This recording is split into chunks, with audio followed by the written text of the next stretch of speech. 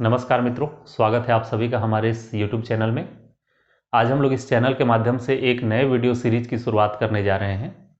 Thumbnail देख के आप लोग समझ ही गए होंगे कि ये जो वीडियो सीरीज होगा वो CGPSC मेंस के चौथे प्रश्न पत्र के भाग द्वितीय के बारे में होगा। जैसा कि आप सब जानते हैं कि CGPSC मुख्य परीक्षा में कुल 7 प्रश्न पत्र होते हैं।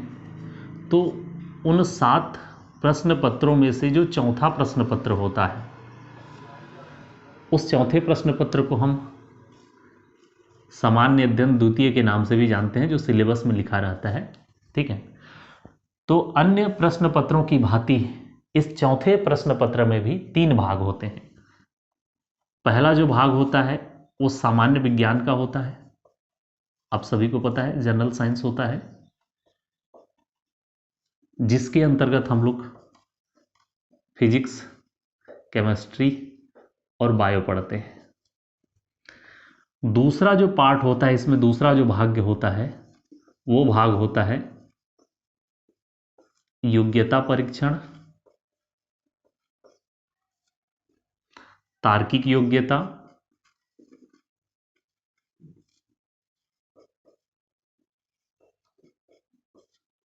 और बुद्धिमत्ता परीक्षण, या एवं लिखा रहता है।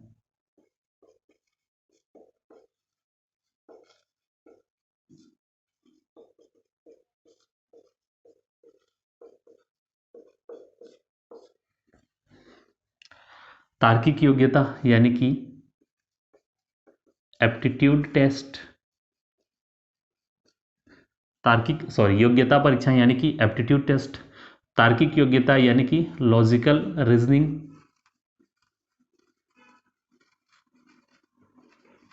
और बुद्धिमत्ता परीक्षण का मतलब होता है मेंटल एबिलिटी।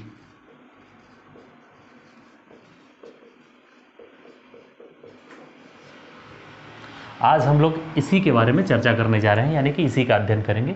और यदि हम तीसरे भाग की बात करें तो इसके अंतर्गत रहता है अप्लाइड एवं व्यवहारिक विज्ञान।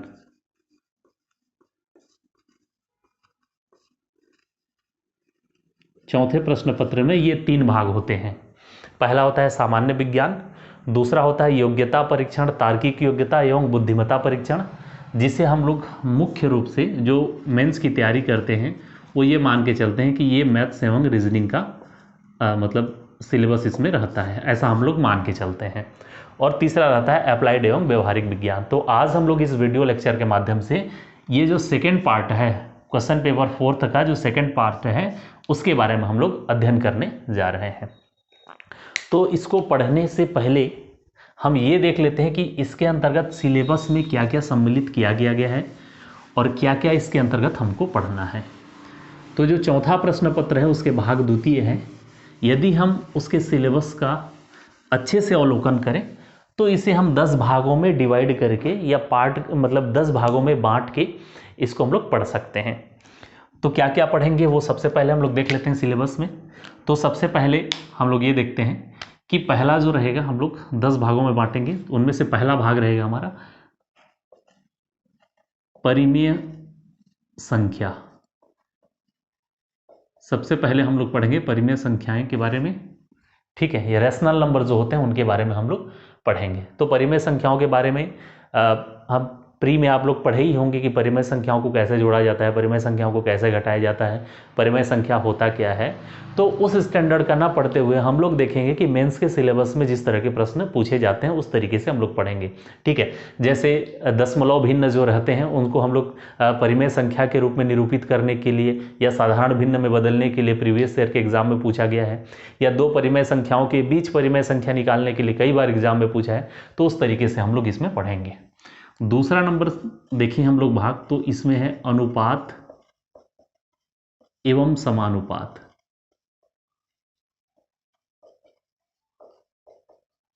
यानी कि रेशियो एंड प्रोपेशन। ये है रेशनल नंबर और ये रेशियो एंड प्रोपेशन, अनुपात तथा समानुपात। यदि हम तीसरे चैप्टर की बात करें या भाग की बात करें तो आ जाएगा वाणिज्य गणित, कॉमर्शियल मैथ्स। और इस वाणिज्य गणित के अंतर्गत हम लोग क्या पढ़ेंगे, बैंकिंग के बारे में पढ़ेंगे कि कौन कौन से बैंकों में अकाउंट होते हैं, जैसे सेविंग अकाउंट होता है, फिक्स डिपॉजिट होता है, ठीक है, आवर्ती जमा खाता है, जैसे रिकरिंग मतलब अकाउंट होता है, या तो फिर हम उसको कहें कि सावधि जमा खाता हो जिसे फिक्स डिपॉजिट कहते हैं, उसके बारे में पढ़ेंगे। इंटरेस्ट का कैलकुलेशन कैसे करेंगे वो देखेंगे कि हमको कैलकुलेशन ऑफ इंटरेस्ट निकालना रहेगा उसमें।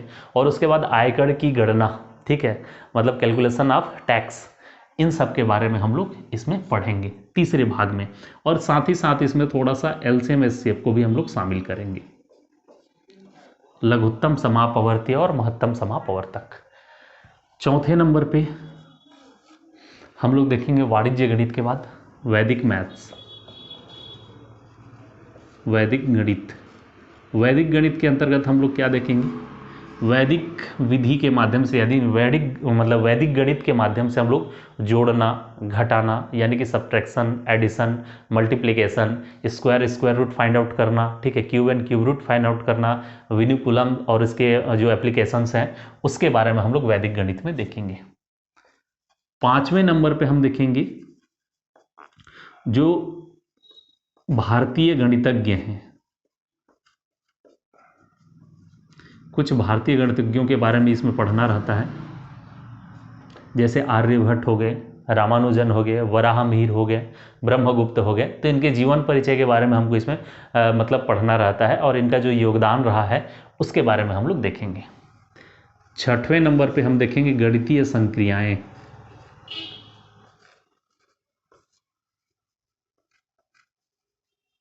गणितीय संक्रियाएं यानी कि मैथमेटिकल ऑपरेशन।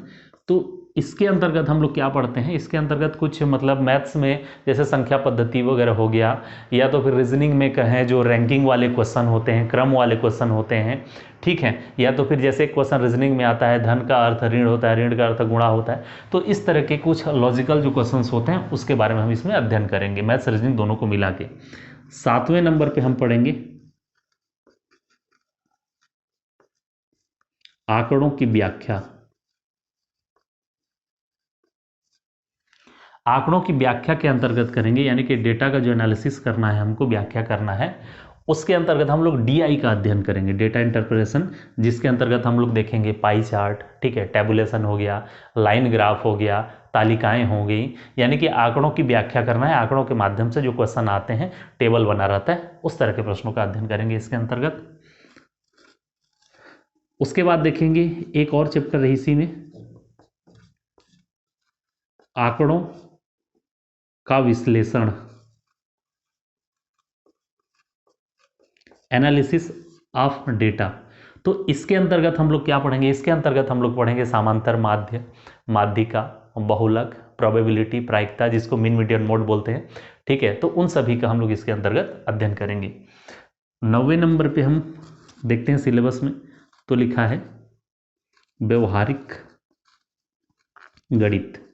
व्यवहारिक गणित के अंतर्गत हम लोग क्या पढ़ते हैं, प्रतिशत हो गया, लाभ हानि हो गया, ठीक है, चाल समय दूरी हो गया, धारा नाव हो गया, एवरेज हो गया, इन सब का अध्ययन हम लोग व्यवहारिक गणित के अंतर्गत पढ़ेंगे या जो सिलेबस में शामिल है। और लास्ट में सादृश्यता, एनालॉजी लिखा रहता है, सादृश्यता या सादृश्य लिखा रहता है। तो ये रीजनिंग का एक बहुत ही महत्वपूर्ण मतलब पार्ट है, जिसके अंतर्गत हम लोग पढ़ते हैं जैसे अंग्रेजी वर्णमाला हो गया, कोडिंग डिकोडिंग हो गया, पजल टेस्ट हो गया, इन सभी को इसमें सम्मिलित करते हुए पढ़ेंगे। तो यदि आप प्रश्न पत्र चौथे के भाग द्वितीय के सिलेबस को देखेंगे तो इस तरीके से सिलेबस में लिखा हुआ है। तो आज हम शुरुआत करेंगे परिमेय संख्याओं से, ठीक है, परिमेय संख्याओं से शुरुआत करेंगे, फिर धीरे धीरे सिलेबस के अकॉर्डिंग हम लोग पढ़ते चलेंगे।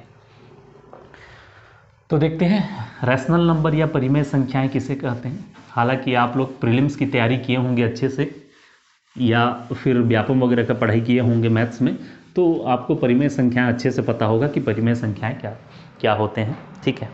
तो सबसे पहले देख लेते हैं परिमेय संख्याएं, रैशनल नंबर।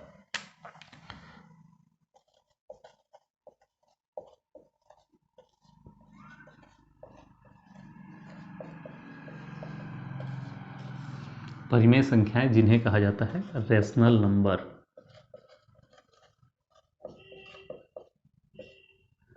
तो आप सभी जानते हैं, सबको याद होगा यदि प्री में आप अच्छे से पढ़े होंगे तो, परिमेय संख्याएं वे संख्याएं होते हैं जिन्हें हम p बटे q के रूप में निरूपित कर पाते हैं या लिख पाते हैं, और जहां अनिवार्यतः q बराबर शून्य नहीं होना चाहिए। कहने का तात्पर्य है कि वे सभी संख्याएं जिन्हें हम p बाई q के रूप में लिख लेते हैं और जहां q इक्वल टू 0 नहीं होना चाहिए, वे सभी क्या कहलाते हैं? परिमेय संख्याएं कहलाते हैं। या परिमेय संख्याएं वे संख्याएं हैं जिन्हें हम अंश और हर के रूप में लिख लेते हैं, जहां हर जो है या डिनोमिनेटर जो है 0 किसी भी कंडीशन में नहीं होना चाहिए। ये सबको पता है, ठीक है। तो उसके बाद देख लेते हैं कि इसके एग्जाम्पल कौन कौन से हैं, यानी कि किनको किनको हम परिमेय संख्याओं के रूप में निरूपित कर सकते हैं, लिख सकते हैं। तो परिमेय संख्याओं के जो एग्जाम्पल हैं, जो उदाहरण हैं, वो समस्त पूर्णांक, समस्त पूर्णांक यानी कि ऑल द इंटीजर नंबर्स, यानी कि सभी के सभी जितने भी पूर्णांक हैं वो सभी क्या होते हैं? परिमेय संख्याएं होते हैं। उन्हें हम p बटे q के रूप में लिख लेते हैं। जैसे एग्जांपल पूर्णांक, अब सबसे पहले हमको ये समझना पड़ेगा कि पूर्णांक किसे कहते हैं या पूर्णांक क्या होते हैं, इंटीजर नंबर किसे कहते हैं, जिसे हम लोग कैपिटल I से दर्शाते हैं। तो जो इंटीजर नंबर्स होते हैं वो, यदि आप संख्या पद्धति पढ़े होंगे तो उसमें पढ़े होंगे सम संख्या क्या होता है, विषम संख्याएं क्या होती हैं, ठीक है। अभाज्य, भाज्य यानी कि प्राइम नंबर क्या होते हैं, कंपोजिट क्या होते हैं, इवन क्या होते हैं, ऑड क्या होते हैं, को प्राइम क्या होते हैं, ठीक है, इंटीजर क्या होते हैं, होल क्या होते हैं, या प्राकृत संख्या, ये सभी आप पढ़े होंगे। तो आपको याद होगा कि ये जो पूर्णांक होते हैं वो क्या होते हैं? शून्य सहित जो अनंत धनात्मक तथा ऋणात्मक संख्याएं होती हैं। अनंत ऋणात्मक संख्याओं से शून्य और शून्य से अनंत धनात्मक संख्याओं को ही हम पूर्णांक कहते हैं। मतलब क्या है कहने का? With included zero all the positive and negative numbers are called integer number, यानी कि शून्य को मिला के सभी धनात्मक तथा ऋणात्मक संख्याओं को पूर्णांक कहते हैं। तो ये जितने भी पूर्णांक हैं वे सभी क्या होते हैं? परिमेय संख्याएं होते हैं, क्योंकि हम किसी भी पूर्णांक को 2/1, जैसे 2 है तो 2/1 इसको हम लिख सकते हैं। किसी भी पूर्णांक के हर में डिनोमिनेटर में हम 1 मान के चलते हैं, तो ये p बटे q के रूप में हम इसे लिख सकते हैं, जहाँ q बराबर शून्य नहीं है, 1 है, ठीक है। तो अब ये समस्त पूर्णांक के साथ आपको याद रखना है कि 22/7 भी एक क्या है? परिमेय संख्या है। मैं इसको इसलिए यहाँ लिख दे रहा हूँ क्योंकि पाई जो है एक अपरिमेय संख्या है, ठीक है, और पाई का वैल्यू 22/7 होता है, तो हम कंफ्यूज हो जाते हैं।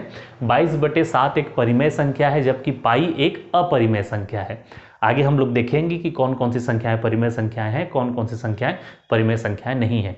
अब देखिए, इन सब चीज़ों को हम इसलिए पढ़ रहे हैं क्योंकि एग्जाम में आता है, ऐसे ही हम इसको नहीं पढ़ रहे हैं। जब तक कि ये सारी चीज़ें क्लियर नहीं होगी, जो एग्जाम में प्रश्न पूछे गए हैं वो बनेगा नहीं। इसलिए बेसिक चीज़ों को मैं थोड़ा सा बताने की कोशिश कर रहा हूँ, ठीक है।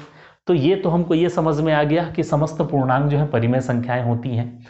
अब हमको ये जानना है, जैसे इसके डेफिनेशन में दिया हुआ है या लिखा रहता है कि जिसे हम p बटे q के रूप में लिख लेते हैं वो परिमेय संख्याएं होती हैं, और जिसे हम नहीं लिख पाते वो परिमेय संख्याएं होते नहीं। तो अब ये क्वेश्चन है कि हम किसे p बटे q के रूप में लिख लेंगे और किसे हम p बटे q के रूप में नहीं लिख पाएंगे। तो इस चीज़ को समझने के लिए हमको परिमेय संख्याओं को भिन्न के रूप में समझना पड़ेगा। भिन्न कहें या परिमेय संख्या, बात एक ही है। आप लोग पढ़े होंगे, मैथ्स में एक चैप्टर है फ्रैक्शन, भिन्न।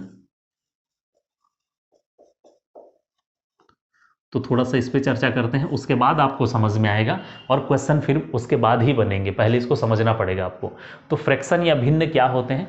वही जिसे हम p बटे q के रूप में लिख लेते हैं वो भिन्न कहलाते हैं, ठीक है। तो भिन्न जो है 2 प्रकार के होते हैं। कौन कौन से होते हैं उसको भी थोड़ा समझ लेते हैं। एक भिन्न होता है साधारण भिन्न,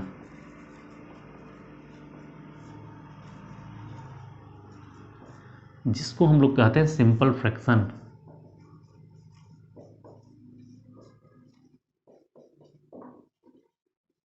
और दूसरा होता है दशमलव भिन्न।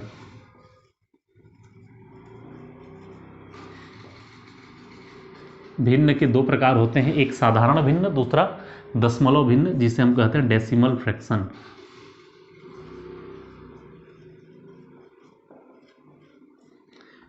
तो सबसे पहले समझ लेते हैं साधारण भिन्न क्या होता है। साधारण भिन्न वे भिन्न होते हैं जिनका जो डिनोमिनेटर होता है, जिनका जो हर होता है, क्योंकि भिन्न में अंश और हर होते हैं, ठीक है, न्यूमरेटर और डिनोमिनेटर, अंश और हर, जो ऊपर होता है उसे अंश कहा जाता है, जो नीचे होता है उसे हर कहते हैं। तो साधारण भिन्न वे भिन्न होते हैं जिनका जो हर होता है वो 10 अथवा 10 के घात के रूप में नहीं होता, यानी कि अनिवार्यतः उसका जो हर होना चाहिए वो 10 नहीं होना चाहिए, 10 या 10 के घात। जैसे फॉर एग्जांपल मैं ले लूँ 4/3, तो इसके हर में 3 है, 10 अथवा 10 का घात नहीं है। जैसे मैं ले लूँ 7/9 या ले लूँ 121/119, तो ये सभी किस तरह के भिन्न हैं? ऐसे भिन्न हैं जिनका जो हर है, डिनोमिनेटर है, 10 अथवा 10 के घात के रूप में नहीं है। तो ऐसे भिन्नों को हम लोग साधारण भिन्न कहते हैं, सिंपल फ्रैक्शन कहते हैं। अब जब साधारण भिन्न समझ में आ गया है तो दशमलव भिन्न भी आपको समझ में आ जाएगा, क्योंकि उसका जस्ट अपोजिट है। ऐसे भिन्न जिनके जो हर होते हैं वो 10 अथवा 10 के घात के रूप में होते हैं। जैसे मैं लिख लूँ 9/10 या लिख लूँ 101/100। तो इस तरह के भिन्नों को, जिनका जो हर होता है वो 10 होता है यथा 10 के घात के रूप में होता है, उसे हम लोग डेसिमल फ्रैक्शन कहते हैं, दशमलव भिन्न कहते हैं। ठीक है, अब आगे बढ़ते हैं। ये जो दशमलव भिन्न होता है वो 2 प्रकार के होते हैं, इसको भी आपको समझना है। दशमलव भिन्न कितने प्रकार के होते हैं? 2 प्रकार के होते हैं। ये सब रिलेटेड है। एक होता है आवर्ती दशमलव भिन्न, जिसे बोला जाता है रिक्यूरिंग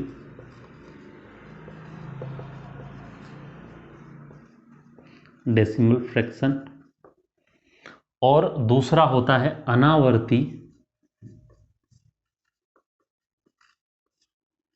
दशमलव भिन्न। हमारे जो काम का है वो ये है, रिक्यूरिंग डेसिमल फ्रैक्शन वो काम का नहीं है फिलहाल अभी, उसके बाद बताऊंगा ये काम का क्यों नहीं है अभी। तो जो आवर्ती दशमलव भिन्न है वो एक दशमलव भिन्न नहीं है, ठीक है, यानी कि उसका जो हर है वो 10 या 10 के घात के रूप में ही होगा। लेकिन किस तरह से है? तो आवर्ती दशमलव भिन्न वे भिन्न होते हैं जिनमें दशमलव के बाद, यानी कि जो डेसिमल पॉइंट होता है उसके बाद अंकों की पुनरावृत्ति होती है। अंकों की पुनरावृत्ति कहने का तात्पर्य, मैं यहाँ एक एग्जांपल दे रहा हूँ, आपको समझ में आ जाएगा। जैसे मान लो जाए एक संख्या है 0.3 में बार, इसका मतलब क्या होता है? 0.333 इन्फिनाइट तक, अनंत तक। या दूसरा एग्जाम्पल हम देखें कि 0. मान लो जाए 4545545 ऐसा लिखा हुआ है। या तीसरा एग्जाम्पल देखें तो 0.2333। तो ये सब क्या हैं? आवर्ती दशमलव भिन्न है, यानी कि दशमलव के बाद अंकों की पुनरावृत्ति होती है, उसे हम आवर्ती दशमलव भिन्न कहते हैं। और ऐसे दशमलव भिन्न जिनमें दशमलव के बाद अंकों की पुनरावृत्ति नहीं होती, उसे हम लोग अनावर्ती दशमलव भिन्न कहते हैं। जैसे एग्जाम्पल के लिए √2, √3 और पाई, इतने का वैल्यू अभी आपको जानना है।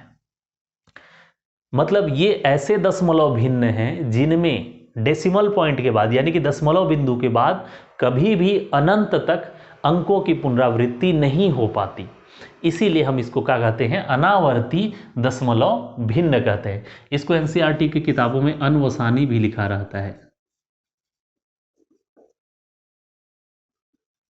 अनवसानी डेसिमल फ्रैक्शन, दशमलव भिन्न। ठीक है, तो आपको यह समझना है मोटे तौर पर कि जिन दशमलव भिन्न में दशमलव बिंदु के बाद अंकों की पुनरावृत्ति कभी न कभी होती है, उसे हम किस रूप में? साधारण भिन्न के रूप में या परिमेय संख्या के रूप में लिख लेते हैं। लेकिन जिन दशमलव भिन्न के जो दशमलव बिंदु होते हैं उसके बाद अंकों की पुनरावृत्ति कभी भी नहीं होती, उसे हम लोग परिमेय संख्या के रूप में या साधारण भिन्न के रूप में कन्वर्ट नहीं कर पाते, इसीलिए ये अपरिमेय संख्याएं हैं, ये परिमेय संख्याएं होते हैं। ठीक है, आशा करता हूं कि ये समझ में आ गया होगा। अब देखो यहां 2 तरह के फिर से आवर्ती दशमलव भिन्न होते हैं। एक आवर्ती दशमलव जो भिन्न होगा वो होगा शुद्ध आवर्ती दशमलव भिन्न। आगे हम इसको समझेंगे क्या चीज़ है। इसको इंग्लिश में बोला जाता है प्योर रिक्यूरिंग डेसिमल फ्रैक्शन। दूसरा होता है मिश्रित या मिश्र आवर्ती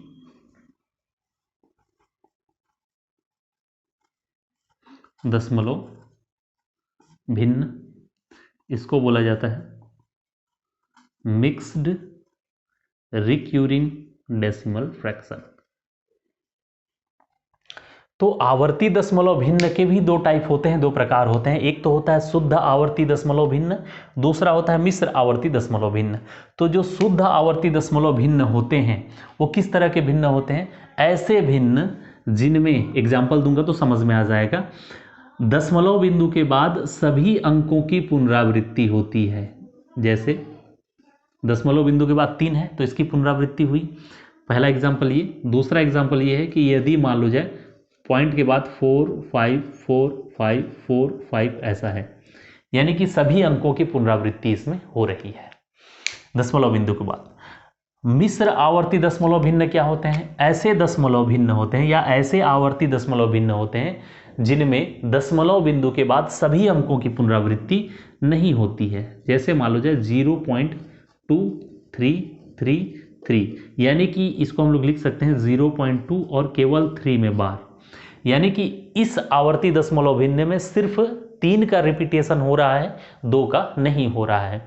तो ये एकदम सरल है, इसी एग्जाम्पलों में से एक है। जैसे ये वाला जो है क्या है, शुद्ध आवर्ती दशमलव है, ये भी शुद्ध आवर्ती दशमलव है, ये मिक्स्ड क्या है, रिक्यूरिंग डेसिमल फ्रैक्शन है। ठीक है, तो दो तरह के हमारे पास आवर्ती दशमलव भिन्न हो गए। कौन? एक तो हो गया शुद्ध आवर्ती दशमलव भिन्न जिसमें दशमलव बिंदु के बाद सभी अंकों की पुनरावृत्ति होगी।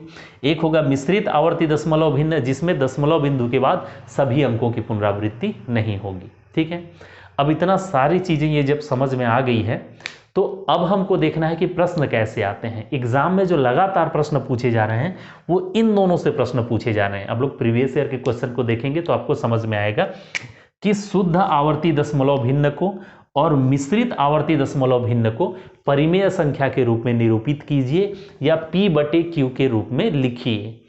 तो चलिए देखते हैं कि इसको हम कैसे सॉल्व करेंगे। इस तरह के प्रश्न आ रहे हैं तो उसको हम लोग कैसे बनाएं, और एग्ज़ाम में जो प्रश्न आए हुए हैं उनको भी मैं बताऊंगा। ठीक है, वो आप लोग सॉल्व करेंगे, मैं एग्जाम्पल कुछ कुछ बता देता हूं, उसके बाद सारी चीज़ें क्लियर हो जाएंगी। तो सबसे पहले हम लोग एक ले लेते हैं शुद्ध आवर्ती दशमलव भिन्न का एग्जाम्पल। ठीक है, एक क्वेश्चन ले लेता हूं मैं। क्वेश्चन है कि 0.5 में बार को P/Q के रूप में बदलिए। ऐसा एग्जाम में क्वेश्चन आता है।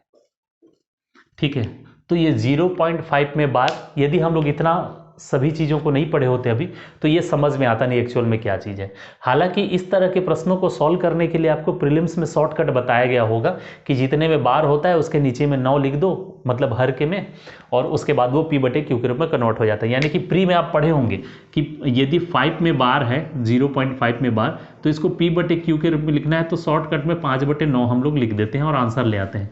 लेकिन चूंकि उसमें हमको सिर्फ गोला भरना रहता है तो शॉर्टकट विधि से निकाल लेते हैं। लेकिन ये जो है मेंस है, मेंस से मतलब आपको लिखना पड़ेगा, और लिखना पड़ेगा तो ये जो प्रश्न आते हैं इस तरीके के प्रश्न, वो 2 अंकों के लिए 30 शब्दों में लिखने के लिए आता है। तो हमको इसके लिए डिस्क्रिप्शन यानी कि मतलब थोड़ा डिस्क्राइब करके लिखना पड़ेगा। तो चलिए हम लोग चालू करते हैं, इसको बनाएंगे कैसे।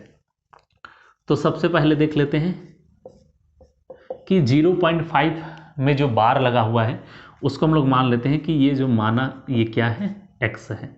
माना x बराबर क्या है, 0.5 में बार, या इसको हम लोग आगे लिख सकते हैं x बराबर 0.555 इन्फिनाइट तक, अनंत तक।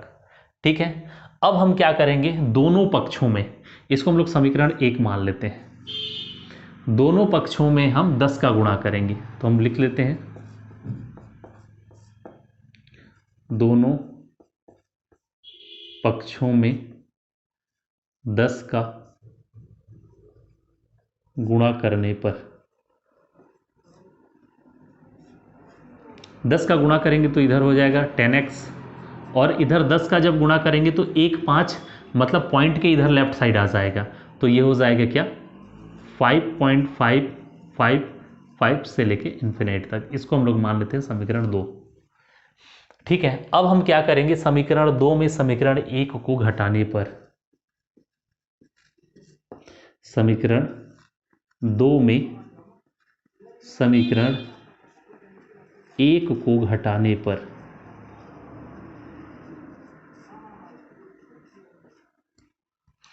इसको माइनस करेंगे तो 10x में x माइनस हो जाएगा, बचेगा कितना 9x इक्वल टू 5.555 इन्फिनाइट तक। इसमें हम माइनस करेंगे तो ये दोनों जो है माइनस हो जाएगा, पॉइंट के बाद 5 बचेगा, इसमें कितना 5। अब x का वैल्यू निकालना है तो x बराबर आ जाएगा 5/9। 9 को हम इधर क्या कर देंगे, पक्षांतर कर देंगे, तो ये इसमें है मल्टीप्लाई के रूप में है तो उधर डिवाइड के रूप में आ जाएगा। तो अब हम लिख सकते हैं कि अतः क्या 0.5 में बार बराबर 5/9, या इसे हम परिमेय संख्या के रूप में ऐसे निरूपित कर सकते हैं। ठीक है, आशा करता हूं कि ये आपको समझ में आ गया होगा, इसी तरीके से आपको बनाना है। ठीक, तो ये तो हो गया मतलब प्योर रिक्यूरिंग डेसिमल फ्रैक्शन यानी कि शुद्ध आवर्ती दशमलव भिन्न। एक हम और एग्जाम्पल ले लेते हैं जो मिश्र आवर्ती दशमलव भिन्न होगा, उसको हम लोग कैसे बनाएंगे।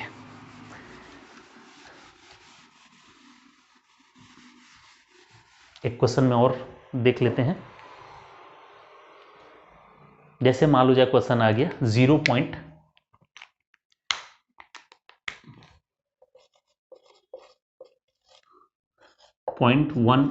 सिर्फ 8 में बार है को P/Q के रूप में लिखिए। 0.18 में बार को P/Q के रूप में लिखना है। इस तरह के जो प्रश्न है ये भी 2 अंकों के पूछे जाते हैं। तो आगे हम क्या करेंगे इसके लिए, अभी आपको ध्यान रखना है कि सबसे पहले करना क्या है, देख लीजिए। हम मान लेते हैं कि माना फिर से क्या x बराबर 0.18 में बार, या x बराबर आगे हो जाएगा 0.1888 इन्फिनिट तक, ये हो जाएगा समीकरण 1। अब जब भी इस तरह का प्रश्न आएगा तो आपको 2 तरीके से काम करना है। तो सबसे पहले इसमें क्या करना है, जो अंक यानी कि जितने अंकों की रिपीटेशन नहीं हो रही है उतने ही अंकों को पॉइंट के पहले इधर लेके आना है। उसके बाद जितने अंकों की रिपीटेशन हो रही है उसको फिर से पॉइंट के इधर लेके आना है, और समीकरण 1, समीकरण 2, समीकरण 3 लिखना है। एक बार ध्यान से समझें आप इसको। जैसे 1 का रिपीटेशन नहीं हो रहा है पॉइंट के बाद, तो एक बार शुरू में मैं इसको इधर लेके आऊँगा, तो उसके लिए मुझे 10 का गुणा करना पड़ेगा, उसको आपको खुद को जज करना पड़ेगा। जैसे मैं लिख ले रहा हूँ, दोनों पक्षों में या समीकरण 1 के दोनों पक्षों में 10 का गुणा करने पर, मैं शॉर्टकट में लिख दे रहा हूँ, दोनों पक्षों में 10 का गुणा करने पर, 10 का गुणा करेंगे तो इधर हो जाएगा 10x, इधर क्या हो जाएगा 1.888। ठीक है, ये हो गया समीकरण 2। अब हम क्या करना है, अगला काम ये करना है कि जिसका रिपीटेशन हो रहा है वो भी पॉइंट के लेफ्ट साइड में आ जाए, तो फिर से मुझे 10 का गुणा करना पड़ेगा। तो मैं लिख लूंगा समीकरण 2 में 10 का गुणा करने पर, तो यदि फिर से मैं इसमें 10 का गुणा करूंगा तो ये क्या हो जाएगा, अब 10 का गुणा करेंगे तो 100x हो जाएगा। अब ये हो जाएगा कितना 18.88, ऐसा, ये समीकरण 3 हो गया। अब हम क्या करेंगे, समीकरण 3 में समीकरण 2 को घटाने पर,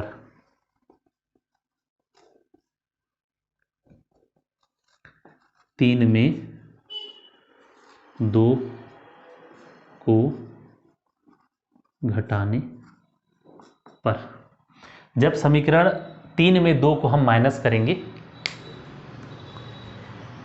तो आगे इधर देख लेते हैं हम लोग, तो होगा क्या, ये हो जाएगा 100x में 10x माइनस करेंगे तो बचेगा कितना अपने पास 90x बराबर। अब देखो 18.888 में 1.888 माइनस करेंगे तो 18 में तो 1 माइनस होगा, बचेगा 17, और ये पॉइंट के बाद जो 88 है वो तो पूरा माइनस हो जाएगा, यानी कि अपने पास बचेगा कितना, 17। तो x बराबर कितना आ गया, 17/90। तो इस प्रकार हम किसको 0.1 उसके बाद 8 के घात में बार को 17/90 के रूप में हम परिमेय संख्या के रूप में निरूपित कर सकते हैं, लिख सकते हैं। आशा करता हूं कि ये भी आपको समझ में आ गया होगा। एक एग्जाम्पल और लेते हैं, उसके बाद पूरा कहानी आप लोगों को समझ में आ जाएगा। उसके बाद मैं उन सभी क्वेश्चंस को आप लोगों को बताऊंगा, आप लोग बनाएंगे उसको जो एग्जाम में आए हुए हैं प्रीवियस ईयर के। ठीक है, एक क्वेश्चन हम लोग और ले लेते हैं।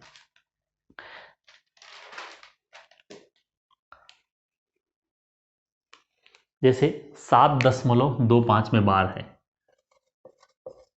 क्वेश्चन है 7.25 में बार को P/Q के रूप में निरूपित कीजिए, या लिखिए, या भिन्न के रूप में लिखिए, या साधारण भिन्न के रूप में लिखिए, ऐसा दे देता है एग्जाम में। तो सबसे पहले हम इसको क्या करेंगे,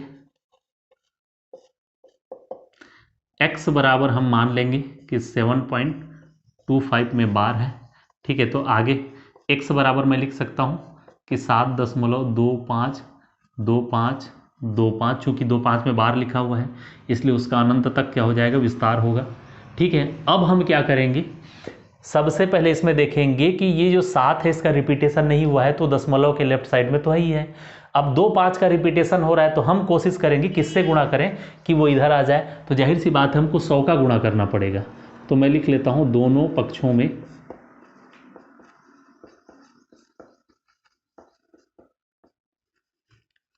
100 का गुणा करने पर,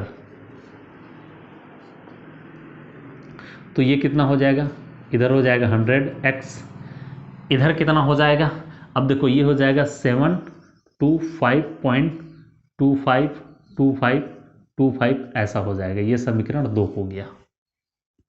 ठीक है, अब हम क्या करेंगे, समीकरण 2 में समीकरण 1 को माइनस करेंगे।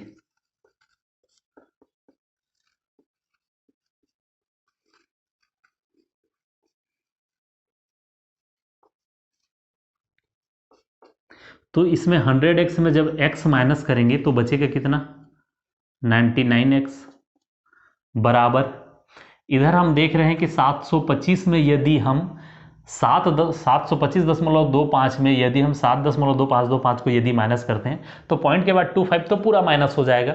हम यहाँ हम क्या माइनस करेंगे, 7 माइनस करेंगे। तो 7 माइनस करेंगे तो इसमें कितना बच जाएगा, ये हो जाएगा 15 में यदि हम लोग 7 माइनस करते हैं तो बचेगा 6, यानी कि यहाँ बच जाएगा 716, 7 6 13, अच्छा यहाँ बचेगा, सॉरी 8 बचेगा, 718, 8 और 7 15। ठीक, अब देख लीजिए 99x बराबर 718 है, तो x बराबर कितना हो जाएगा, 718/99। तो इस प्रकार हम इस जो मिश्र आवर्ती दशमलव भिन्न है या 7.25 में बार है, उसको हम लोग 718/99 के रूप में परिमेय संख्या के रूप में निरूपित कर सकते हैं, लिख सकते हैं। तो इस तरीके के जो प्रश्न है वो लगातार एग्जाम में पूछे जाते रहे हैं। ठीक है, और 2 अंकों के लिए पूछा जाता है, तो इसको हमको इसी प्रकार से बनाना है। मैं कुछ प्रश्न आपको एग्जाम्पल बतौर बता रहा हूँ जो एग्जाम में पूछे गए हैं प्रीवियस ईयर में, उसको आप लोग घर में सॉल्व करेंगे, और उसका जो सॉल्यूशन है मैं वो अगले वीडियो में आप लोगों को बता दूंगा, लिख दूंगा उसको। तो कुछ प्रश्न हैं, जैसे मैं नोट करके रखा हूं, उसको आप लोग नोट कर लें।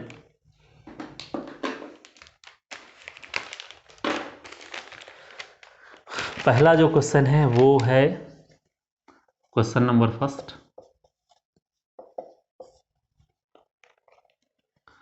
0.137 और 37 में बार है का मान ज्ञात कीजिए। मान ज्ञात कीजिए कहने का मतलब ही वही है कि इसको हम लोग परिमेय संख्या के रूप में निरूपित करना है हमको, या P/Q के रूप में हमको इसको लिखना है। ये जो प्रश्न आया था ये प्रश्न आया था मेंस 2000 में, कब आया था वो भी लिख दे रहा हूँ, मेंस 2013 में आया था। 2 अंक के लिए शब्द सीमा था 30, जैसा कि आप सभी जानते हैं 2 अंकों के लिए शब्द सीमा 30 रहता है। उसके बाद जैसा हम लोग अभी पढ़े, क्वेश्चन नंबर 2 जो एग्ज़ाम में आया हुआ है वो है कि 0.251 में बार को P/Q के रूप में बदलिए।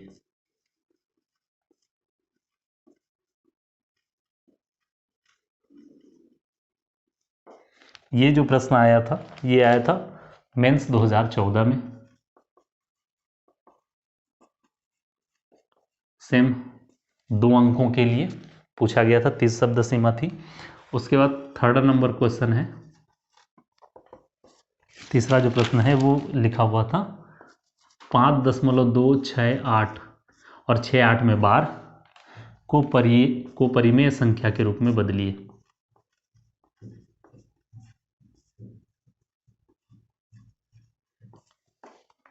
और ये प्रश्न आया था मेंस 2017, CGPSC मेंस 2017 में। तो इस तरीके के प्रश्न जो हैं लगातार एग्जाम में पूछे जाते रहे हैं और आगे भी संभावनाएं बनती हैं किस तरह के प्रश्न एग्जाम में पूछे जाएंगे। तो इन सभी प्रश्नों को जैसे मैं अभी बताया हूं आप लोग सॉल्व करके देखें। यदि नहीं बनता है, नहीं समझ में आता है तो नीचे अनिवार्यतः कमेंट करें, ठीक है, उसको मैं और समझाने का प्रयास करूँगा, ठीक है। और इसका जो सॉल्यूशन है हो सके तो मैं अगले वीडियो में बना के डाल दूंगा, ठीक है, यदि नहीं बन पाएगा आप लोगों से तो। और उसके बाद आगे हम लोग नेक्स्ट वीडियो में देखेंगे कि 2 परिमेय संख्याओं के बीच जो परिमेय संख्या ज्ञात करने के लिए एग्जाम में पूछा जाता है उसके बारे में, ठीक है। आशा करता हूं कि ये वीडियो आप लोगों को पसंद आया होगा। पसंद आया है तो ज़रूर लाइक करें इसको और सब्सक्राइब कर लें चैनल को, और हो सके तो वीडियो को शेयर कर दें। इस वीडियो को देखने के लिए बहुत बहुत धन्यवाद।